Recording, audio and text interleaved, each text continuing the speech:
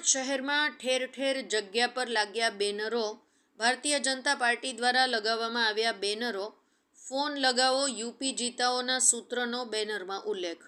બેનરમાં લખવામાં આવ્યું છે, જે વ્યક્તિ યુપીના 20 લોકોને ફોન કરીને ભાજપને જીતાડવાની અપીલ કરશે તેને ભાજપના પ્રદેશ અધ્યક્ષ CR પાટીલ સાથે ચા નાસ્તો કરવાનો મોકો મળશે.